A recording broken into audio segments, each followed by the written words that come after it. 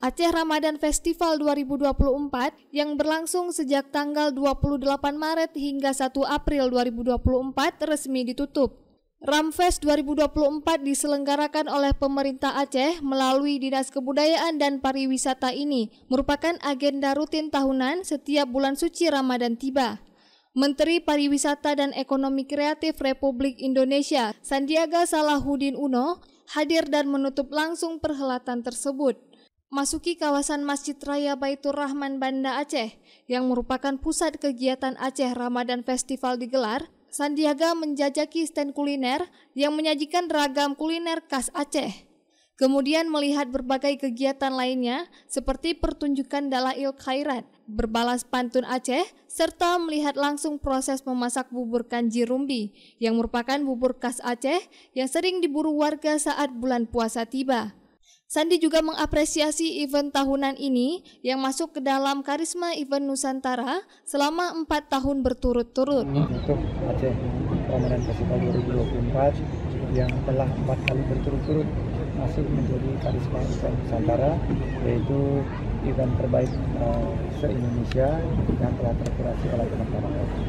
Banyak sekali tradisi budaya tadi, dari hikayat sampai Jalan Khairat ya Bu Eliza yang menjelaskan ini ada permainan-permainan, dan yang paling signature sih bubur kanji ya Bu Eliza ya. Kanji rumbi. Jadi ternyata daerah kecamatan yang saling berdekatan itu berbeda-beda. Ada yang pakai santan, ada yang tidak pakai sayur. Tapi ini menunjukkan bahwa keberagaman Indonesia, khususnya di Aceh ini justru menjadi keunikan dan daya tarik wisata. Wisatawan Nusantara kita targetkan 1,2 sampai 1,5 miliar. Event ini nanti dihitung berapa hasil dari kunjungan wisatawan Nusantara ini dan wisatawan mancanegara. Nanti Pak Kadis dan Pak Direktur Dewan Daerah ya 20.000 ya kurang lebih ya 20.000 wisatawan itu besar sekali. Jadi harapannya ini bisa ditingkatkan jadi 50.000 wisatawan.